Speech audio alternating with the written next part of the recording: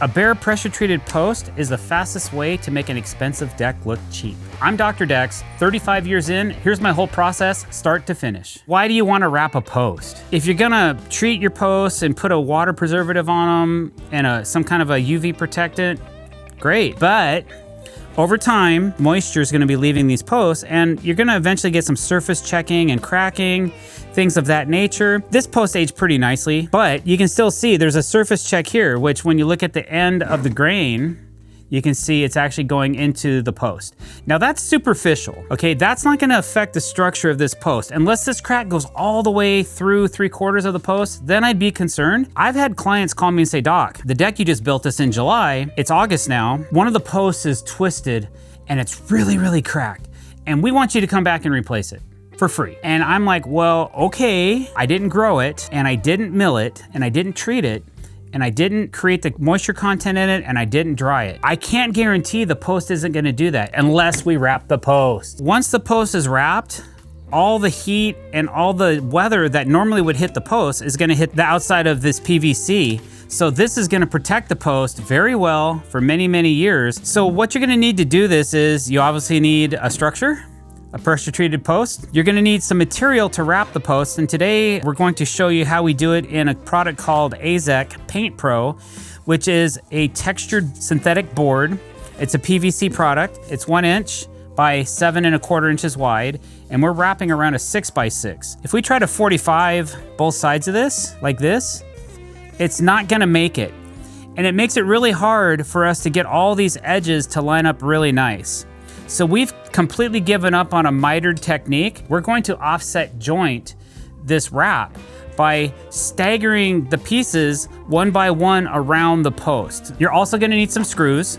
So these are Cortex screws. These are stainless steel. I like to use a high quality screw that's not gonna ever rust or have an issue. It doesn't matter of the color of the screw because we're gonna countersink them with this bit right here called a Cortex bit. You're gonna drive these screws into the material and then this felt will stop it at the proper depth. Once you have these set to depth, then we will put these Cortex plugs in that match the Paint Pro with the direction of the grain so that it looks like a nice finish. And we have a complete post to show you when we're done, but we're gonna show you the process. I'm halfway through a folded PVC corner and my adhesive ran dry. Most guys pull the board and start over. I went to Home Depot. A folded corner is one piece of PVC decking. You score the backside, apply heat, and fold it 90 degrees right around the corner of the deck. One continuous board, no seam, no visible joint. And the reason it works is the adhesive. You've got a window, maybe 60 seconds once that board is heated and positioned before it starts fighting you and wants to spring back. I realized I was out, so I ran to Home Depot. I needed something that would actually grab PVC fast, under load, and hold while everything's set. Instant Bond. Small kit is only $15.99. It's a cyanoacrylate adhesive with an aerosol activator. That activator is the key. You spray one surface, apply the adhesive to the other, press them together. Handling strength is in 3 to 5 seconds. On PVC to PVC, it grabs immediately. That fold did not move. That's one piece of PVC, that's it. I keep 2 of these in my bag now. Link is below. So what I normally do first is I map my layout. We're going to stagger these. So one side of the wrap will butt in like this. And then the other side of the wrap is going to be on the inside of it like this. So each side has one edge exposed and then you just go around the entire post. So we can actually make 3 sides of this wrap before we put it on the post. First thing you really want to do is measure how thick the post is. This one is 5 7/16, I'd say. I would go 5 5/8. And then you have the thickness of the material, which is 1 inch. If you're gonna rip them down, I would rip these down to 6 5/8. Right now they are 7 1/4. So at 6 5/8, you're gonna be ripping about 5/8 of an inch off the boards. That would be a safe estimate. 3/16 would be very comfortable, so you're definitely gonna make it on the wrap. Now you can see there is a gap on a couple sides of this post once it's fully wrapped. So you can either shave these down to make it so that it's a little bit tighter fit. But if you make it too tight, you're gonna have nothing but problems trying to wrap this post. It's better to have a little bit of an air gap. You don't have to have this much, but I would at least leave 1/8 of an inch so it moves around a little bit. The bonus for having a little bit more gap is you can actually work this post sleeve a little bit out of square, out of plumb in case your posts are not plumb, and make it look like it's a little more level than it actually is on the inside. For today's lesson, we are just going to leave the material the width it is. So the formula is this. You're taking the width of the piece that you're wrapping. This one's 5.5 minus, but we'll call it 5.5. Then you gotta add your safety, your gap. You want a little bit of your play. So let's just say 1/8 of an inch, so it's 5 5/8, plus the thickness of the material you're wrapping with, because you're gonna need that extra inch of thickness when you wrap the post, or else they're gonna be too small. So to do that, you gotta add an inch. So 5 5/8 plus 1 inch equals 6 5/8. That would be the size you rip. Now I have a square post, so I would make each piece 6 5/8. If you have a 4x6, then you would have to make these 6 5/8 and make the other one smaller, or else you're gonna have a really huge gap on the inside of the post. Now normally I would make some jigs to help me keep this from falling down, but because these lengths are so short, you usually have to cut these to a certain length. Whatever height, I usually leave a 1/4 inch gap at the top or the bottom. Usually on the bottom, I'll elevate it so it stays a 1/4 inch or a 1/2 inch up off the ground. You gotta make sure you cut the boards to the proper length first. Okay, once that's done, then we're going to install some Cortex screws right through the end grain. This is what's kind of cool about not mitering things, because when I put this screw in here, it's gonna lock it in. Okay, you can see how deep that hole is, right? Now, if I had a miter here, I'd be barely holding on to any material, but because I did it this way, it's going to hold a lot better for a very long time. And I'm gonna put these screws about every 12 inches or so on whatever length I'm doing. Okay, so there's one side done. Now I'm just going to turn it, and I'm gonna do the same thing one more time. What I'm doing is I'm pre-building 3 sides of my post wrap, which this is the way I like to do it. Okay, I'm just gonna get the screw started. I always come down about 2 inches from the top and come up 2 inches from the bottom, and then I just equally space around 12 inches. And I go through and I make sure we're pretty flush right here.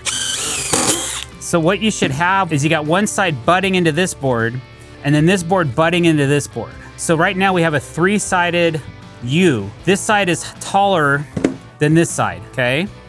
We want that. That's what you wanna see with a 3-sided wrap. So now that our 3-sided wrap is done, here's our post, and then you're gonna come and bring that and slide it onto the post like so. Then you have your 4th piece right here, ready to go. And remember, we do have some gap. When I'm finished installing the post, you don't have to put screws on every single side of this to install it.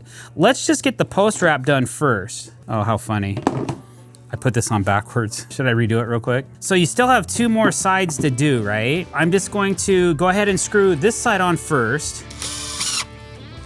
You gotta make sure that you're flush. And you wanna be flush on the bottom. Now you cannot move this off the post. You still have to secure this last side. So sometimes a clamp can really be helpful on taller pieces. Like this might not wanna just push in with your fingers or your hands. Consider like using a clamp to possibly hold this together. Okay, here's the last one. Now, as you can see, this post would not be able to move normally. It'd be obviously on a deck. And then you have your post sleeve, which is a little loose. You only really need to attach this on 2 sides. Now, if you have railing going into both sides of this or something like that, you might consider splitting the difference or shaving the post sleeve down a little bit or packing this with some more material. Just depends on the scope of what you want to look. Do you want a massive 8-inch look? Do you want it a little bit tighter to the original post size? It just kind of depends on what you're feeling. I'm just going to shove this into the corner. So you can see on this corner, it's tight here and it's tight here. Let's just say that this post is plumb, it's level, it looks great. I just need to lock it into place. I would set this to whatever elevation I wanted it to, but yeah, normally I wouldn't have this much. I'd just be able to pull it up maybe a 1/4 inch. I would pack it tight to the corner, and I'm just gonna put screws here and here to install it. And I'm just gonna do one in the middle. You don't have to overdo the post wrap as far as installing it. Some people might finish nail it, but because we have the Cortex system, and the Cortex will hide all the imperfections here. So it doesn't even matter at the height. And then I'm gonna do my bottom screw.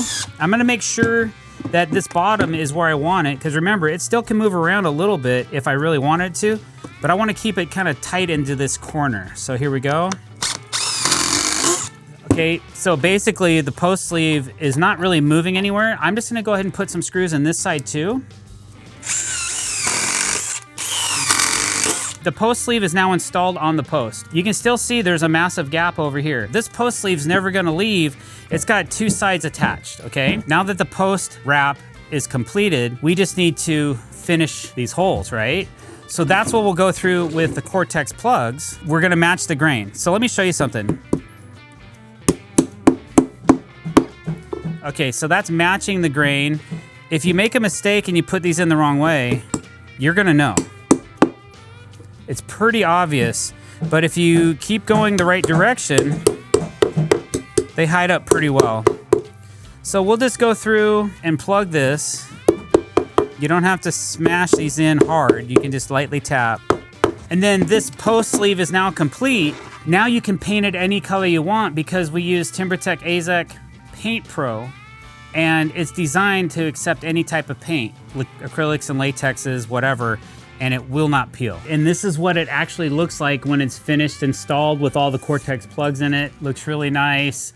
There's this one ribbon of the edging that you see that's factory on each edge. So when we rip the boards down, the ripped edge goes up against here and then the factory edge stays out. So there's one butt end that shows on each side. 4 boards, a handful of screws, and about 20 minutes per post. It's the cheapest thing on this deck, and it's the first thing that anyone notices. If you only take one upgrade from this channel, this might be the one. The rest of my favorites are in this video right here.